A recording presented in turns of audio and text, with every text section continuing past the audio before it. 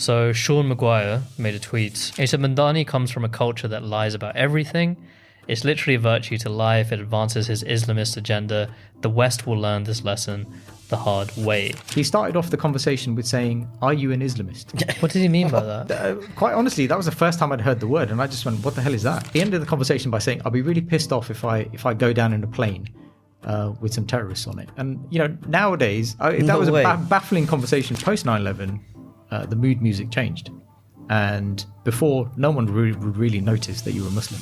We all know the statistics about how bad it is for minority founders to raise. At the same time, we're told there's so much capital in the Muslim community, especially here in the UK and America. And so Madinah Angels is just our attempt to bring Muslim angel capital and apply it to Muslim-led startups. Before we begin, we actually noticed only about 10% of you are subscribed to the podcast. So if you like what you're listening to and you want to hear more from us and see more things Muslim and money related, then please consider subscribing and of course leaving this episode a like and share it with your friends, leave us a comment or a review, because it really, really does help us out and help more people to find us. Thank you. Now back to the show. In today's episode, a very special one, it's number 50. I'm really pleased to have a very special guest to match up to it, Abdul Haseeb Basit. He's the co-founder and principal of Ellipsis, which is a research and advisory firm and venture builder in ethical FinTech. He's also the co-founder and chair of the Muslim CEOs, responsible for the very successful Muslim CEOs dinner series, and the co-founder of Madinah Angels, an angel syndicate made up of Muslim investors looking to invest in Muslim-owned startups. We're going to be talking about everything from some of the backlash and what's been going on in Silicon Valley due to one of the biggest VC partners actually weighing in and making some horrifically Islamophobic comments, all the way to why it's so important for us to build our own spaces and networks. So, as always, I'm your host, Areeb Siddiqui, and this is Muslim Money Talk. Abdul Haseeb, welcome to the show. Assalamu alaikum. Thank you for having me. Wa alaikum assalam.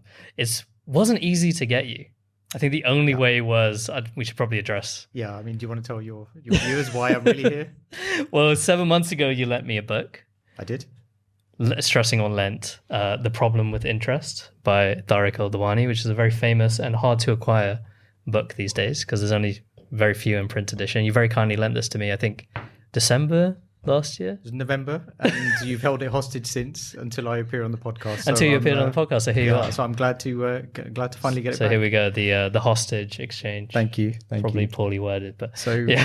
It's quite an influential book. I think this started my journey into Islamic finance or exploring Islamic finance. Was it this book? It was this book. It was actually it was this book and some of Tariq's earlier work. We did a YouTube documentary. We did a documentary which somebody ripped onto YouTube. Wow.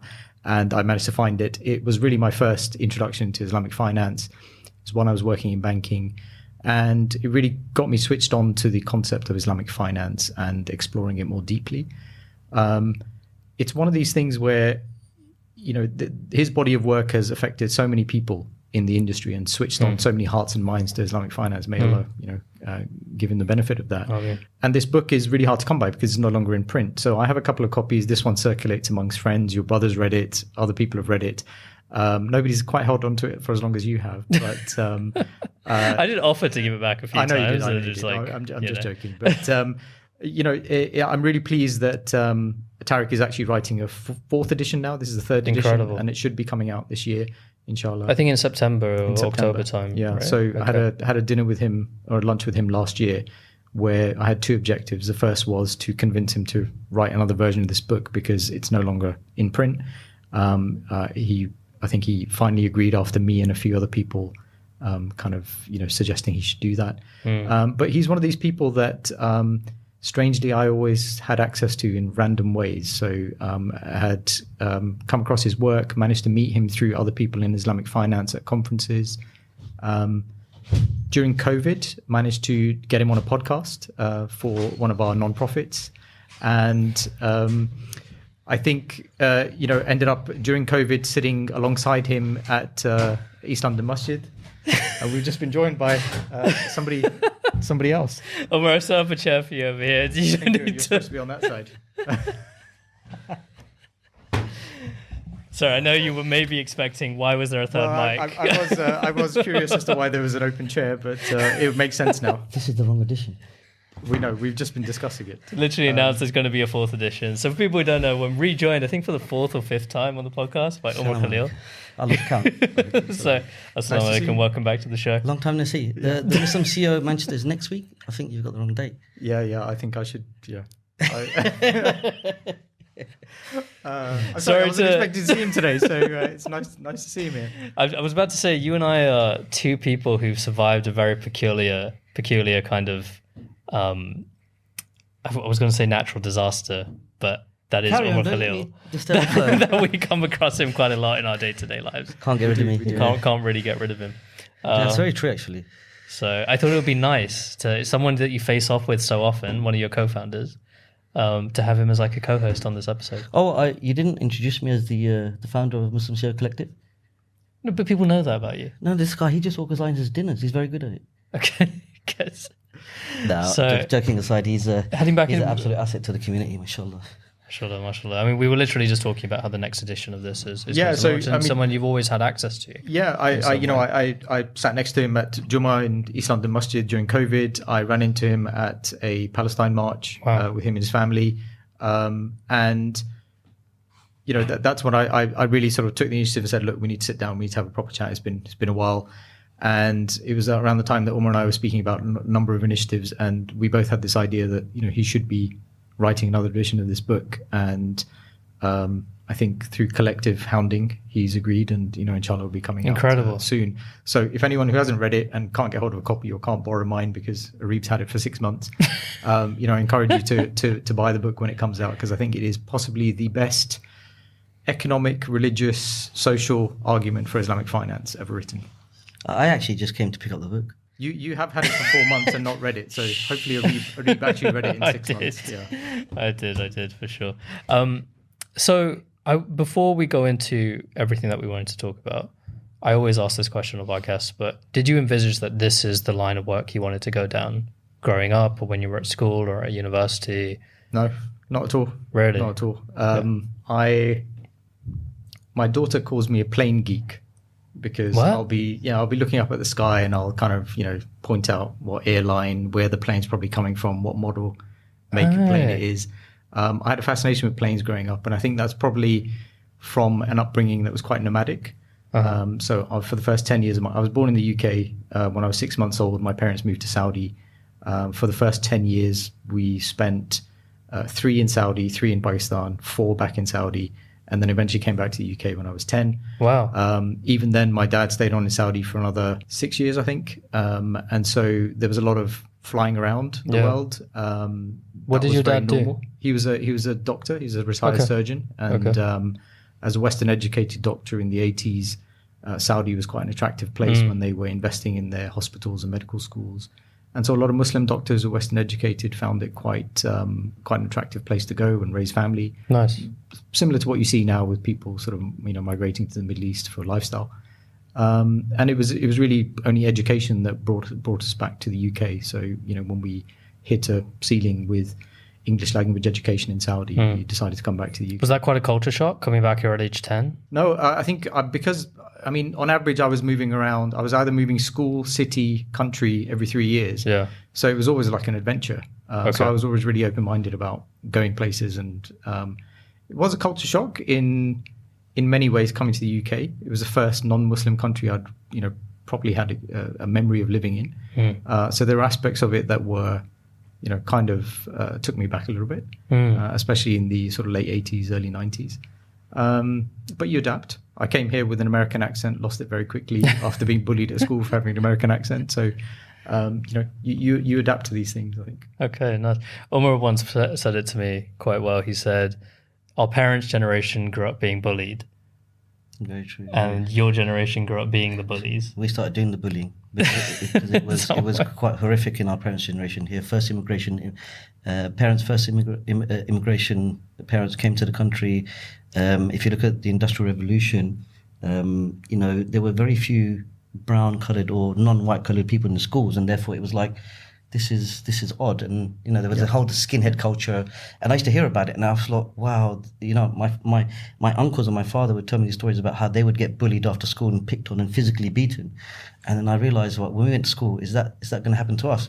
And we saw a different form of it, and because we were aware of that, we weren't willing to take it, and so therefore a small number of people in many non-Muslim populated demographics and schools were just not willing to take it, so therefore they ended up fighting back. Yeah. So I think I'm probably sort of halfway in between those generations, so probably your parents' generation and your generation. So I kind of straddled both. So I had experiences of both, of having that kind of physical and verbal bullying, and then seeing how Asian communities kind of fight back. Do you think that's impacted what you do now? Because obviously so much of what you do, whether it's Muslim CEOs, whether it's Madinah Angels, is all about building a space for our own community right now. Do you think that was always something you were trying to look for? I don't think I was necessarily trying to look for that. I mean, as I was saying, I grew up thinking I was going to be a pilot, and that never really happened. I went into a degree that was kind of business focused at uni, and ended up being very good at maths and accounting and becoming a chartered accountant. I think that kind of aspect of what I do now in my career has been shaped over many years through many different instances. There's no one trigger for it, but there's certainly a few that stand out. Okay. So I was about to continue, but then I realized you actually worked with my dad. I did. Back in the early days. Yeah, my first job in banking actually. Bank of New York Mellon. It was Mellon at the time before it merged with Bank of New York. Yeah. And we were part of Mellon International, which was the non-US arm of the bank, headquartered in London. I worked there for a year. It was an interesting experience, my first job in financial services. I started off in media and qualified as an accountant there, moved into financial services. And your dad was, like I said, he was sort of half a generation ahead of me, and was one of the first senior Muslim people that I encountered in any organization. And, he had his corner office on the same floor as me. And I did work with him. I was kind of his, he was head of audit. I was kind of his accountant for his team. But, I'd go into his office, we'd have like a cursory 5-minute conversation about work, and then just talk about life and our experiences. And, he was quite forthcoming with how to kind of navigate these kind of spaces where you don't necessarily fit in. Is there anything you can share? How old was Areeb at that point? Areeb, I think, was probably still in school at that point. We're talking about 2005, 2006, around then? Yeah, I was 14, 15, but I would come to the office. So I did my summer internships there. So that's when the idea of Kestrl started brewing. It did not. It 100% did not. I would just be told, okay, you can sit next to this person and don't bother them, and go buy them lunch. Probably a little bit after my time there. So I moved on after a year to Credit Suisse. I got headhunted for a role out there. Fine. And but yeah, that there was actually quite a lot of good Muslim brothers in that organization at the time. Really, we used to all go for Jummah together. Yeah. During Ramadan, we used to sort of support each other with fasting. A couple of the brothers, went on to do fantastic things. Of course, your dad is your CFO now. We had a brother who was the founding CFO of one of the UK Islamic banks. Who was on the floor with us. Who was it? Another brother who is now I was going to say, trustee of RFF. Yeah, I was going to say, the real credibility in the industry is if you've worked with Areeb's dad, because I have a trustee also worked with Areeb's dad, and they all, it's like this trump card. Oh, by the way, I worked with Areeb's dad. I'm like, okay, you're telling us now. So if you haven't worked with Areeb's dad, you don't. That's why I don't have any credibility, right? Shout out to my dad who dropped me to the studio today, because I was very late, and I would have been even later had he not. Sheikh Ayaz, you're the man. It was nice to see him. It was nice to see him on the way in. No. So you bumped into him already? No, he dropped me here. Oh, nice. Yeah, okay. I was literally, because I've got to get a flight after this. So anyway, that's why I was running late. So apologies again. But what was I saying? So you worked with my dad. Can you share any of the advice that he gave you back then, or is it kind of not for podcast sharing? I don't think it's for public consumption, okay. But it was it was really about how to unapologetically be yourself and not hide your faith. Yeah. And I think it was the first time I'd ever heard that one. Heard that from anyone senior, anyone Muslim in an organization. Previous organization I'd worked with, there were some Muslims around, but not in senior positions, and very few and far between. But getting into financial services, there's a lot of us. It's like, I think, like your dad said in his podcast, going into professional vocation, like accountants. You find a lot of Asians, a lot of Muslims in those fields. So there was just a lot of us in that kind of finance team. Okay. So then you moved on from there, and I think where I first met you was when you were running. Was it Ellipsis at the time? No, or? so UK after. So I did about 8 years at Credit Suisse, where I was kind of in technology, strategy, private banking. And then having had my fill of kind of conventional banking, and where Tariq's work comes in is switching me on to Islamic finance. I started exploring Islamic finance. While I was at Credit Suisse, I did an MBA and focused on Islamic private equity as my specialist area. It's an area I was quite interested in, with the likes of Fajr Capital launching at the time, and through the connections I'd made, that people that went into the Islamic finance space. I found I couldn't really find a place for myself in Islamic finance. The practice and the theory of it were a little bit sort of dislocated for my liking. And so I didn't really feel like I could jump into Islamic finance and think that I'd made a significant move in the right direction. What do you mean the practice and the theory weren't really matching up? The theory of it, completely agree with, and, very well aligned to, having studied it. The practice and what I saw banks actually doing. And I mean, I've sat in offices of CEOs, CFOs, and looked at contracts that Islamic banks are doing. And I've asked them to explain to me how it's Sharia compliant. And they'll give you the party line. And then sort of later on, they'll kind of admit, it's kind of doing it by crook, not, by hook or by crook. This is the part not to edit out. And so that for me didn't sit right. And look, I don't have anything against Islamic banks. I think they've done a job in getting the industry to where it is. And it just so happened that at that time, where I was a little bit confused about whether Islamic banking was the right place for me to go, I got an opportunity to get into FinTech. And I had this tech and finance background, and FinTech was evolving in 2014. And there was an organization being set up called Innovate Finance, which was the UK's FinTech body. Trade association. Which is huge. And you became the CFO. I became the CFO. I was there from day one and helped build it up over 3.5 years. And that really got me into FinTech. And in a very strange way, the Islamic finance space started coming to me and going, oh, there's a Muslim guy that understands FinTech and we want to know about FinTech. So Islamic banks started contacting me. Government development bodies and financial centers from the Middle East started contacting me. I ended up doing the first session ever at the World Islamic Banking Conference that was on FinTech. We had the likes of Yildiz, Wahed, Arabesque pitching. Wow. They gave us the graveyard slot right at the end of day 2. Yeah, but still the OGs. And now everyone talks about FinTech in every Islamic finance conference. When you first set up Innovate Finance, did you ever imagine that one day Innovate Finance would hold a pitch competition, which an Islamic FinTech would? No. I was involved in kind of building Pitch 360 as part of the conference at Innovate Finance. I never imagined that you'd walk in and we didn't imagine we'd win. You weren't the first Islamic FinTech to pitch. There were others that came through and pitched in previous years, but you're the first to actually win it. I'll send you a picture if you just put the picture here. We'll show you. Yeah. But alhamdulillah, last year we were lucky enough to be invited to pitch and we applied, got through. And we were one of 10 startups that pitched, and we actually bizarrely won, which I wasn't expecting. And I had nothing to do with it because I left many years ago. So. But alhamdulillah, it was really interesting for the first time to see an Islamic fintech pitching alongside conventional. Yeah.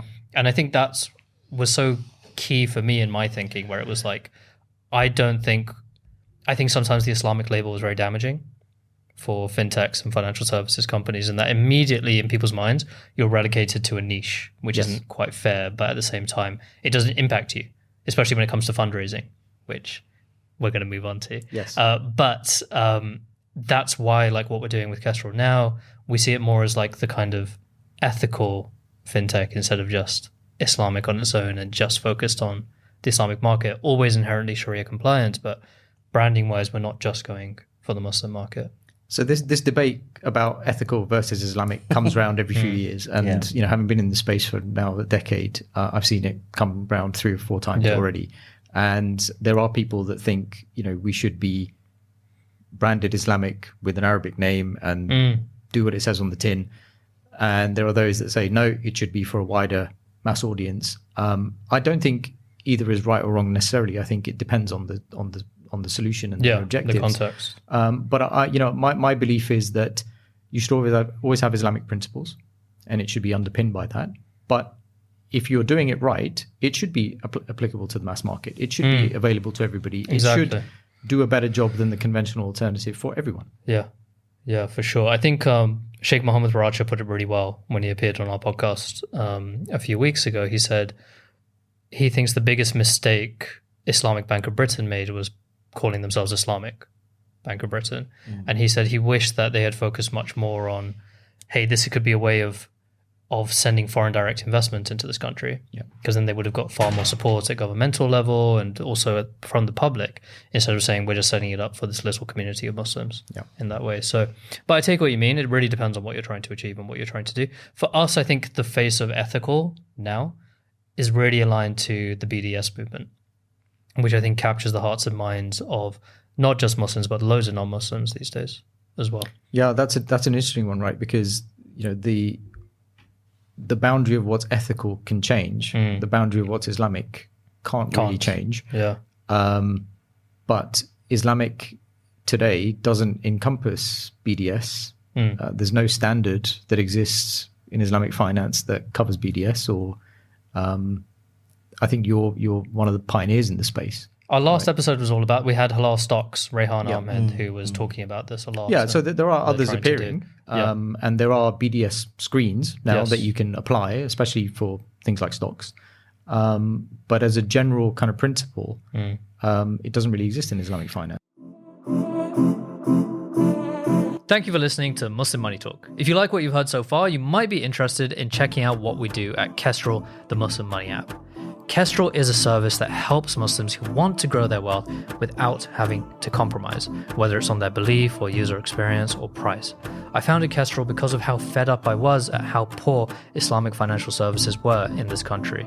Often people didn't use them because of how bad the user experience or customer service, and indeed how high on price they were. So Kestrl was the answer to that. If you download the Kestrl app today, it can help you by creating a budgeting plan. Plug in whatever bank account you have and it will create an auto budget just for you. You can then tell us what goals you're saving for and we'll save towards them automatically into pots, and then crucially link you towards Sharia compliant investment and savings products as well. So download Kestrl today and try it out for yourself. Now back to the podcast. Yeah, so in our digital bank, what we'll be doing is if you spend at a certain company, like a certain fast food company with golden arches as its logo, we'll just highlight, listen, this is how they're involved in certain activities. Here's an alternative. Go chicken cottage instead, for example. So that's just kind of the beginning of certain things we can do with it. I think the only thing I'll just add there, sorry, just quickly, is Abdul Haseeb is absolutely spot on. And it's about, we know Islamic finance is not going to change. It's about bringing ethical in line with Islamic. And it's important that the gatekeepers of this industry are able to articulate its true value. And one of the key things that obviously often comes up a lot is the ethics and conduct. It's okay having an Islamic finance product, right? But if the corporate culture of the organization is ugly, that also is not permissible, right? That doesn't slide. So I think there's a whole myriad of issues here that needs to be solved. For example, organizations which obviously they're not Sharia compliant anyway. There's loads of Brewdog came up in the news recently, right, about how they treat their employees and stuff like that. And it's not a good example to choose, but it was so visible. And so we see this sometimes in some of our organizations. We've got to be open enough to frankly admit it, to say how can we improve these things. So I think we've got to Absolutely. I agree absolutely. So what mistakes do you see? Because you've seen so many fintechs come and go within this industry. Yeah. What are the same mistakes that you see being made over and over again, and how should we be avoiding them? Mistakes is an interesting one, because I think, if you look at an entrepreneurial ecosystem, for a few to make it, a lot have to fail. Yes. That's just the nature of entrepreneurship. Your Global Islamic FinTech reports, the last number of 495 Islamic fintechs. 495 Islamic fintechs. And your colleague Connor put it quite nicely, where he said, you can't have 495 apps on your phone. Absolutely. So there's got to be mergers, there's got to be failures. There's got to be, and we're already seeing that, right? We saw that with Manzil and Agaz in North America. We see that with Sama and Yildiz recently here in the UK. So consolidation is going to take place, and I think that's only right. I think each organization gets to a level where they can't scale further. That's either a function of capital, which we'll talk about. It's a function of their capacity. Certainly in regulated spaces, you need certain volume to be viable as an organization in a regulated environment. And those are the challenges that a lot of these Islamic fintechs face. So consolidation is one answer. I'm sure there are others that haven't yet emerged that will help propel these forward. But I think what's interesting for me is, with that background and not having found a place in Islamic finance, getting into fintech has found me a place in Islamic finance. And I'm actually very bullish on Islamic fintech as the next generation of evolution within Islamic finance. I think most of the innovation that we are going to see in Islamic finance is not going to come from the banks, it's going to come from the fintechs. And I think that's, that parallel can be drawn with conventional fintech. A lot of innovation, from 2014 onwards happened within the fintech space. For sure. And it really forced the banks to change. It did. It had to drag the banks kicking and screaming into the future just to keep up because they were losing customers. And I think Islamic banks haven't fully caught on yet to that extent, but they're starting to. Yeah. Inshallah. Okay. Well, are you seeing the same thing, Omar? Yeah, well, look. Do you think we're scaring the Islamic banks enough? Or I don't think it's a matter of scaring. What I personally, and this is my personal feeling from an RFF perspective, is how we can grow this ecosystem to be riba free in essence, right? And obviously there's different, that also becomes very subjective, which is fine. I would actually like to see the Islamic banks be more proactive and say, actually, do you know what? There's some really interesting propositions that exist. We're going to actually put capital into them, or some sort of gesture, because we as an industry, we're if you look at the size of our industry, it's still fairly small. There's a lot of work to be done, but I really do feel that the solutions going forward are going to come from fintech, as Abdul Haseeb highlighted, right? You have a really good relationship with some of the banks, right? We do have some really good relationship with some of the banks. Bank Islam in Malaysia, Bank Muamalat we're working with. We've done stuff with Emirates Islamic and Allied Bank in Pakistan. Quite a few other players. So we do, and I really think that the Islamic banks have the capital, the fintechs have the motivation and the distribution capacity. So it's hopefully a match made in Jannah. So we did do this at Innovate Finance. We looked at the conventional banks, and we actually the team coined it the sort of the fintech playbook, right? So what the strategies that banks can adopt to participate in fintech. And there were 9 things that we came up with, and I'm not going to do it justice and remember all 9 off the top of my head. But it was things like corporate venture capital, it was things like partnering, it was things like incubating your own ventures within the bank. And we saw conventional banks, across Europe and the US adopt that and be very successful at it. For sure. What we haven't seen is Islamic banks do that to the fullest extent. It's actually a piece of research that I'm really keen to do on Islamic banks globally, but it's a hard one to do right now because the level of activity has to be there for us to be able to benchmark. At Kestrl, we've done a few of them. So Allied Bank Limited in Pakistan did a hackathon, which we won that. Emirates Islamic Bank did one as well. We won that one as well. I'm not just trying to. I think you need for next season's podcast. You need all your trophies on the board. Maybe we should do that. What else? The banks in Malaysia, they're kind of tied in with the FICRA accelerator. Yep. So FICRA is run by Malaysia Digital Economies Group, so MDEC, and a lot of them participate in that accelerator. I know that the guys in Uzbekistan are trying to do some stuff now as well. So there's like a similar accelerator. So these groups do exist. Yes. There's not often like a lot of money involved in that, and there's not always a promise of deals, but I think it's the beginning. Yeah, I think it's more government led. Yeah. It's for those economic development bodies like MDEC, who've been a supporter of our research in the past on Islamic fintech. For sure. Qatar Financial Center, who are still a supporter of ours in our fintech research, and Qatar Fintech Hub. These types of initiatives are really there to attract fintechs to the country, get the banks to participate, but the onus from the banks themselves can be lacking sometimes in certain jurisdictions. And I think that's the bit that needs to evolve. So I want to move on to the headline, which I think will probably be the headline for this episode. But it's all about a tweet that came from one of the leading partners at Sequoia. Sequoia is one of the biggest VCs in Silicon Valley. So Sean Maguire made a tweet, I think it was over the weekend, where he said, And this is alluding to Mamdani, who is, I think, he's not the mayor of New York, but he's the candidate. He's the main candidate for it. And he said Mamdani comes from a culture that lies about everything. It's literally a virtue to lie if it advances his Islamist agenda. The West will learn this lesson the hard way. So for a lot of us in the startup space, not just fintechs, but in startups, it was crazy to hear. And it was kind of not surprising, because since October 7th, we've seen so many people in the VC space kind of come out and show that they're really much on one side of this argument rather than the other. But it can be really disheartening when you're building something and you think that, I'm building, this is my livelihood, politics isn't going to come into it, but it very much does. Especially when you see a tweet like that, which is it seems so racially focused and so Islamophobic. Is that kind of what motivated you to start what you're doing now with Madinah Angels? Yeah, so I think it goes back to my sort of earlier experiences when I was working for a media company. We had a guy who was quite senior. He was, everyone looked up to him. He's one of those that had kind of qualified as an accountant and made it into the business side. And it's a path that many of us wanted to follow. And I think I was eventually ended up being the third person to do it after him. But, we all saw him as a bit of a mentor. He's a little bit older than us. And, I think your dad talked about this in the podcast, said, there's a pre 9/11 version of you and there's a post 9/11 version of you. Yeah. And I was there at that firm when 9/11 happened. Post 9/11, the mood music changed. And before, no one really noticed that you were a Muslim.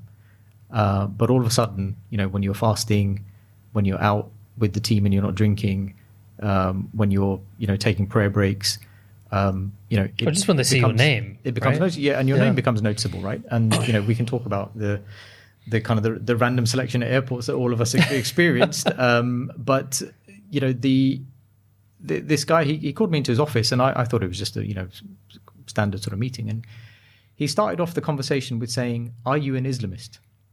What did he mean by that? And quite honestly, that was the first time I'd heard the word, and I just went, "What the hell is that?" Yeah. And it took me a while to kind of go and Google it and read what it was and where it came from. And there was a book out at the time that was kind of touting this term that he'd read, and he just said, "I just want to know, are you an Islamist?" And I said, I don't know what that is, right? Are you asking me if I'm Muslim? I was a little bit confused. It was a really weird conversation. And he ended the conversation by saying, "I'll be really pissed off if I go down in a plane with some terrorists on it." And nowadays, that was a baffling conversation for me. That's insane. What the hell? Was this 2000? I think it was 2023, 24. That was your line manager? He wasn't my line manager, but he was my senior. Right, okay. What year was this? This would have been 2003, probably 2004. Oh my somewhere God. around then. Yeah. Somewhere around then. Nowadays, of course, that becomes an HR issue, right? Straight off. But well, you'd think that, but then you see comments like this being made. So at the time, I never experienced anything like that before. Entirely baffled by that conversation. There's been instances like that throughout career, right? So where your face doesn't fit, and if you don't go drinking with the team, if you take prayer breaks, if you're gone for a little bit longer on a Friday lunchtime, you're fasting during Ramadan, these kind of things mark you out. And it's led to things like not getting promoted because you're not seen as a team player, right? Whatever that means. And it's not a sob story. I mean, we've all experienced it. So when things like this happen, I'm not entirely surprised, because to me, it's been there for 25 years. It's not that it's not been there. It's just maybe been hidden better than it is today. Now, I think people are a bit more emboldened with kind of right-wing views and feel like they have cloud cover to come out with these kind of statements. But it's always been there. It's not new. And, it's just racist. That's simply what it is. It's stereotyping someone because of their ethnicity or their culture or their religion. That's entirely what it is. And what's even more interesting now is, like you say, there's 800 VCs that signed an open letter in support, of basically not Palestinians, a couple of years ago. And to my knowledge, none of them have retracted that, even given what's happening today. You have comments like this coming out. I think 1,000 tech entrepreneurs signed a letter to condemn these comments. I think we were on that. And you were. And, more recently, 100 or so tech entrepreneurs have signed a letter in support saying, no, it's not racist. It's actually a well thought out argument. So these people exist. You just have to navigate a space where they will exist. They will always exist. But what was heartening was that it wasn't just, I see us as like little startups here in the UK. There were the founders of unicorns in Saudi, like the CEO of Careem, the CEO of Tabby, which are billion-dollar companies in their own right, who put their names on that list, the list condemning what he had said. But even still, I think people on Twitter were saying, "Oh, look at these guys; their total market cap is less than $100, which is just complete ignorance on their part. Well, it goes down to your value system, right? What do you value? Is it your morals and ethics, or is it your valuation? Yeah. I know where I'd rather stand. Yeah. Well said. Is that the strapline for Madinah Angels? No. So Madinah Angels, I think, it's a distillation of a lot of things. I think the Islamic FinTech research that we do, and you and I have spoken about this before. One of the key challenges that we find in the research when we interview and survey entrepreneurs is access to capital is the biggest challenge for Islamic FinTechs. And you kind of expand that out to others in the Islamic economy, minority founders. We all know the statistics about how bad it is for minority founders to raise. At the same time, we're told there's so much capital in the Muslim community, especially here in the UK and America and in places like that. We should be funding our own tech entrepreneurs. And that's great. Both those things are true, but those mechanisms don't exist. So, I sort of, when I come across a systemic problem that really bugs me, I can't really let it go until it's solved, and whether it's me solving it or someone else. So to me, that was right. That needs solving. And so Madinah Angels is just our attempt to bring Muslim angel capital and apply it to Muslim-led, tech startups. And so we have just done our first deal. Congrats. It's a UK RegTech FinTech. Thank you. It's called Reg1. I think you might have met the founder at one of our Muslim CEO dinners. And he's a great guy. I've known him for 6 years. I met him at level 39 back in the day. And, it's a great story of a Muslim founder, domain specialist in his area, his post-revenue, 6-figure ARR and killing it. And that's exactly the kind of founder that we want to be backing. And, inshallah, we're closing out the first deal, and we hope to do many, many more, inshallah. On to the next one. Inshallah. Yeah, inshallah. Amazing. So what's the vision for it? Do you want to become a full-blown VC? Do you always want to run it as an angel syndicate? And for people who don't know, an angel syndicate is basically a collective of high net worths and angels, people who want to put some money into a pot. And then you'll bring in deals for them to then determine whether they want to come in on. Yeah, so that's how it works. Typically what happens with an angel syndicate is you have a lead angel who sources the deal, does the due diligence, presents it to the other angels. The lead angel normally takes a 20% carry on the deal like a VC would. We're not doing that. We're investing. So as lead angel, I'm investing on the same terms as everybody else. No other upside other than if the other angels make money, I make money. No preference shares. No preference shares at all. Of course, we're going to, we'll back any Muslim-led tech startup that fits our profile, as long as they're not in sort of, sectors that we wouldn't invest in. The idea, eventually we would love to be a fund. We'd love to actually reinvent the fund model using, more Islamic economics, which I don't think anyone's done yet. But in order to do that, you have to have a track record. You have to build the experience, and so this is our way of building our track record. With Muslim-led tech startups. There's a lot of founders who listen to this. They're going to be thinking, "How can I reach out? How can I apply?" What are you looking for in a founder? So what we're looking for is somebody who's not predominantly a first-time founder. So either you have done something entrepreneurial before, or you have some significant domain expertise in what you're doing. We like to see that you're not pre-MVP. You're at least launched as a tech startup. If you're post-revenue, that's great. That de-risks it for us. And there's some other fundamentals that we'll look at as part of our due diligence. But ultimately, we're looking for people that have, large addressable market, sensible valuations, and are doing something that we think is impactful. Any particular sectors you want to focus on? No, so we're not focused on fintech necessarily, or even though our first one is a fintech, we're not necessarily focused on Islamic economy either. But as long as it's not in any sectors that we would avoid. Amazing. Okay. Seriously, man, it's been much needed for a long time. So I was so happy to hear when you made the official announcement of Muslim Tech Fest. I know it's been going on for a while. And inshallah, the first of many deals. Inshallah. Yeah. Couple of questions from me. So, Sure. is there finder's fee if I bring you a client? No. No. If you bring me a client, you need to become an angel. You need to invest. I've got one. You need to bring things that you invest in. What is it? They're launching a digital bank. Oh, us. Okay. I was like, wait, who else? I think let's talk. Let's As talk long off as camera. you do charity We'll talk off camera. banking, then I can potentially bring you a client launching a digital Let's do bank. So, but on a more serious note, do you feel? I remember when I first met you, and you always said to me, "I don't know what my space in Islamic finance is," and I said, "Well, that's a bit of an odd way to look at it because you're part of the industry. I always saw you as part of the industry. I lean on you on some certain things as well. But do you think this is your calling? Because I know you're very passionate about the VC private equity space, right? Don't. I mean, I studied sort of Islamic private equity as part of my MBA because I was really interested in it and trying to understand the sort of the Islamic finance models and things that were happening. Like, I researched the Islamic bond that was used to acquire Aston Martin by Kuwaiti family office. Looking at the models that Fajr Capital was deploying, when they first launched. So I was really interested in understanding what was happening and seeing how it could be evolved further.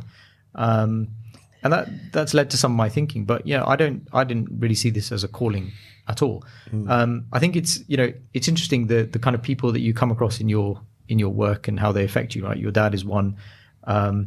Lawrence Wintermeyer, who's my co-founder at Ellipsis. I met him. He came in as the CEO of Innovate Finance 6 months after he launched it, and he and I have been working together for 10 years now. And we launched Ellipsis together when we left Innovate Finance. We built another non-profit in the digital assets blockchain space that's still going. We built ventures together. Anytime I lose faith in the Islamic finance sector, it's him, a non-Muslim Christian, who encourages me to go back and says, no, this is your industry, these are your people, this is what you need to be doing. Wow. And everything we do, whilst it's ethical, there's always a point where it's like, right, how do we apply this to the Islamic finance space? Right, what do we need to do to get Islamic banks involved, Islamic asset managers involved? And so everything we do ends up covering Islamic finance as well. And that's largely down to him, because there's been 2 or 3 times where I've said it's too difficult, don't want to do it. What caused you to say that? Friction. The friction of doing anything in Islamic finance. Yeah. Had a few attempts at it, and it's not always been plain sailing. I think I'll probably leave it at that. I made a call. I called Umar once, I think after Jummah, just after there was a lot going on in the industry at the time, and I was very disillusioned. Yeah, I'd grown very disillusioned, and I just thought, you know what? Screw all these people. I'm just going to have to do this on my own. I'm not for this collaborative effort. I just feel like people are paying lip service to the idea of collaboration, and they're not actually going for it. And I can't remember what you quite said to me, but you did make me feel a lot better about it. Yeah, afterwards. I think it's, and this is one of the reasons why we set up Muslim CEOs, is because the life of a CEO can be very lonely. That's quite a normal thing to encounter as a CEO, frustration and friction. But it's also very poetic, and we don't sometimes realize that when we advocate for Islamic finance principles and people get it, i.e. that are not from the Muslim faith, because it's not a faith issue. You've got to talk about the economics of why these principles are fairer. You don't understand how it affects them, and that's why somebody like Lawrence and many others in the industry, right? Richard Thomas is another one, who really advocates for these principles, but may not be from the Islamic faith, or they may not be from any faith, but they understand that these principles are more juster and fairer. Absolutely. And I think that, I would put Umar in that category of people that have kind of positively influenced and nudged me in the right direction, right? So Muslim CEOs is another thing that we started. That's our kind of main interaction that I pester you and annoy you about. Yeah, I mean, it was, look, we were talking about a number of things that we wanted to do individually, collectively. We were looking at an issue around payments, which is still one of those systemic issues that bugs me, that I'm still working on and trying to do something with, and inshallah we'll get there. That's your calling. I think that was probably close to my calling. Yeah. But are you bullish on stablecoins? I am. That's Yeah, the way? I think they have a real use case. Yeah, same. I think what's happening in the kind of crypto digital asset sure. IPO space with the likes of Circle IPOing this year. It's a huge signal. All the banks are switched on to the potential of stable coins. I think for cross-border payments, for settlement, has a real that's the clear use case. But now we're seeing people talking about using stable coins. Sorry for people who are not fintechy, but like it's a bit of a chance to nerd out on fintech. But people are saying that it's going to be the whole like new framework and core banking standard could be built on maybe tell them what stable coin is a little bit more. Yeah, we should probably do that. What how would you define a stable coin? Well, okay, so put me on the spot, but a stable coin is basically a digital asset, sometimes called crypto, but wrongly I think called crypto. It's a digital asset that is backed by another asset, and that can be a fiat currency, a hard asset, or it can be a native digital asset as well. For sure. It can be things like gold. And so you will see these types of stable coins emerging. The most popular ones are fiat-backed stable coins at the moment. USDT. And by backing it in that way and pegging it to a real asset, you get rid of the speculative nature that Bitcoin often shows, that you don't have the... So I think people misunderstand why there's a speculative nature, right? Yeah. People say that Bitcoin as an asset class isn't a store of value. It is a store of value. It's just not a stable store of value, right? So I think its main function is a store of value right now, as opposed to as a real currency. Yeah, I think so too. But I think what people don't understand is the reason it's volatile is because you have an asset liability mismatch, right? All your liabilities are in fiat. If all your assets are sitting in crypto, you're going to have a mismatch. So you're always going to be fluctuating in value. So unless you get into a proper circular economy that is only on chain, only using that one digital currency or a number of stable coins, you're never really going to get away from that asset liability mismatch. In my mind, as an accountant, that's the way I think about it. So, people that do, gold back this, gold back that, nothing wrong with that as an investment asset, but it's not a payment asset, right? I think you have to decouple the two. So, when we first launched Global Digital Finance, which was, which is our nonprofit in the digital asset space, a lot of the early work in the first year was about taxonomy. It was actually about talking about digital assets with the same taxonomy, because you had regulators in the US, regulators in the UK and Europe and elsewhere in the world talking completely different languages. Somebody calling it a stable coin, somebody calling it a security token, somebody calling it a payment token. And I think we were one of the first organizations to kind of develop a taxonomy for describing all these things. It's evolved a hell of a lot since in the last 8 years, and I think there's a bit more uniformity to the way people address digital assets. But I think it's still very, very nascent as a sector.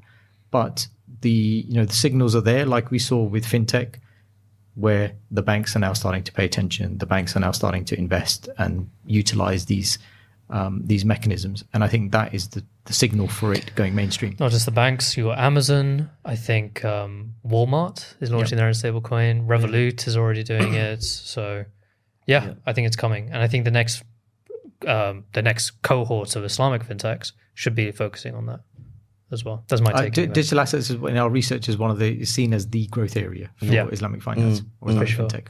Shout out to Takada and Marhaba. They've always been good friends of the show. Check out their episodes. It would be remiss of us not to talk about Muslim CEOs dinner series here. You haven't covered it yet? No, we haven't talked about it properly, but I love the founding story for it, where you talk about what you would do if you retired. Yeah, but before we get into that, you've actually been to a dinner. So you've been to a few, You've been to a couple of dinners, right? So rather than me talk about it, why don't you tell people what your experience was? Yeah, that's a good idea. What's your experience? So the first dinner I went to was the first one you did, which is where you came to the very first one. Tariq Al-Dawani was the guest of honor. So that was my second objective of that lunch I had with him. The first was to convince him to write another edition, but the second was to launch it. I actually guilted him into being our first guest speaker. I said I sort of told him the concept and said, I'll only do it if you agree to be the first guest speaker. Wow. And put that's how you got him, and because he's famously reclusive, so it's hard to get him out. But you need to get him on the podcast. We do, which he's so far said no to. He says, let's go out for lunch, but I'm not going to do a podcast appearance. So I'll have to guilt him. I'll say, we're going to turn off Muslim Money Talk unless you come on. Inshallah, we'll Inshallah, we can get him on. Inshallah, we can. At the first dinner, It was at the top of a restaurant near Covent Garden. Yes, correct. Yeah, Covent Garden. It was fully halal. We had like a private room to ourselves. I remember coming in, praying Usher in the corner. It was like almost exactly a year ago. I think May. It was May. Yeah, May time. May last year. And then slowly more and more of these CEOs, all Muslim, men and women, started filing in from all walks of life. There were familiar faces, other people from the FinTech sector or Islamic finance, like Najib Al-Aswad was there, Sadiq Dorasad, Shiza was there from Up Effect, and she brought her little girl as well. But also I met people like the founders of Areeb, which was like a modest fashion brand, right? Those were spaces I've never been in before because I'm always so Islamic finance focused. So it was very interesting to meet Muslim CEOs from other walks of life, from completely other industries. So that was cool. So it was about 25 of us in a room, all sitting around an L-shaped table. And then we kind of did this thing where we went around the room whilst the food was arriving, all standing up and giving our little stories. Some of ours were longer than others, but I wasn't actually that long that day. We were still refining how we got the short Umar Khalil khutbah that day. The shorter one. That was fairly short. The shorter one, the little 30-minute bite-sized version. And it wasn't 30 minutes, but it was close. And then Tariq gave a keynote speech. He did. But you all had 5 minutes, remember? The key theme is that in order to understand, and Abdul Haseeb can chime in as well, we give everybody 5 minutes to go and introduce what they're doing based around 3 themes. Number 1, what is it that you're doing and why you're doing it? Number 2, what is your impact on society, and 3, what's your legacy, right? And then that way we unearth so many different gems within the community, right? For sure. And it's cross-industry. It is. And you asked about the backstory. The backstory was we were having conversations about lots of things, and I think just casually in passing mentioned, I said, we were talking about how badly networked we are as Muslims, in business. And I said, when I retire, I've always had this vision of, having a big dining table at home and just inviting lots of really interesting Muslim CEOs to dinner and, getting to know them and find out what they do. And Umar in his unique way said, why are you going to wait till you retire? I'm not going to do the impression this time. That's what I was waiting for. Do the impression. No, I've not heard the impression. I'm not doing. That's what I was waiting. I got a bad rating for the impression last time, so I'm not going to do it again. Oh really? I thought it was quite good. He said not from me. It was. No, definitely from you. He said, "Why are you gonna wait till you retire? Why don't you do this? The need is now, it's urgent. So let's do it now." And with everything, with Muslim CEOs, with Madinah Angels, I'm always of the opinion I can talk about this till the cows come home, but let's just do one. See if anyone turns up. See if anyone invests. Were you surprised that people turned up? So I was on a boys' holiday to Marrakesh the week before. I remember. Yeah. And we went hot air ballooning. Yeah, and you were messaging me. We landed and we got back on the bus taking us back to our villa, and it was about an hour and 30-minute ride back to our villa. How do you get away with a boys' holiday with a wife and kids? That's a different episode. We'll save that. I think we need to save that. That's for a good way episodes. to bring it in for another episode. But I was for an hour and a half. I was sat on my phone sending out emails to people because we had about half the capacity. Yeah. And I got all sorts of responses from what is this? Why should we pay to come to a dinner? To who are you? How did you get my email? To people that I actually knew, and they just forgotten who I was. But alhamdulillah, like you said, 25 people turned up to the first one, and we sort of anchored it around 3 pillars, which are connection, collaboration, and legacy. I think some of that emerged over the first few dinners. After the first year, we held 6 dinners in 3 cities in London. 4 cities: London, Bradford, Manchester, and Birmingham. Yep. And we took a pause during Ramadan this year, and we thought about what we wanted to do with the CEO's dinners. And, alhamdulillah, we had a lot of supporters that had joined us through those dinners who wanted to help and collaborate with us. And we formalized as the Muslim CEOs Collective. Shout out to Zegum, who came up with the name. We sort of decided that, we wanted to go a bit broader. So we're doing 16 dinners this year being between Ramadans. and we'll be doing more cities. Wow. We've already done Leicester as a new city. We've got Glasgow and Newcastle in the agenda later in the year. And what are you guys getting out of this? Because you're not running this as a business. No, it's running as a non-profit, as a CIC. So it basically washes its face. People pay for their dinner, and we cover the cost of the meal. The simple answer is pleasure. The pleasure to meet other CEOs and founders and connect with them and build a community that we know is very much needed. It's not about making money. Yeah. It's about creating those, gelling CEOs together to say, look, you're not in this alone together. And based on our principles and way of life, it's about creating our own tables where we're comfortable to discuss whatever we want to discuss. That's simple as that. And I think the pinnacle of it was what you did in the run-up to Muslim Tech Fest at Palestine House. Yeah. Where I think you had, was it 100 people? 60 people. Okay, it felt like a lot more for some reason, but there were so many people there in this incredible environment at Palestine House in Holborn, which has been constructed from all of these materials from Palestine itself.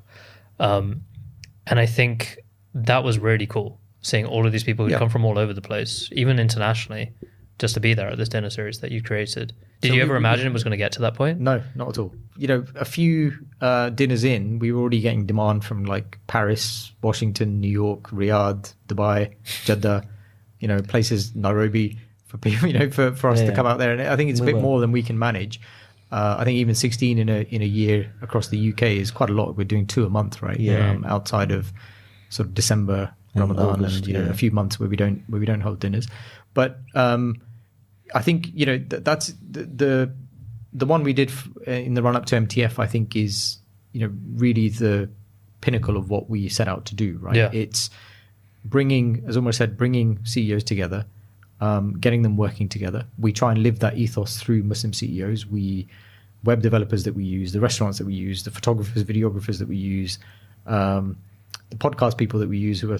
We've used your guys as well, Amir, on Shout one of our out to Amir. episodes. He's editing this as we speak. Yes. So, we try and work with other Muslim businesses, support what they're doing, bring them into the fold. To non-Muslims listening, they might ask why. Why do you want to just use Muslim businesses?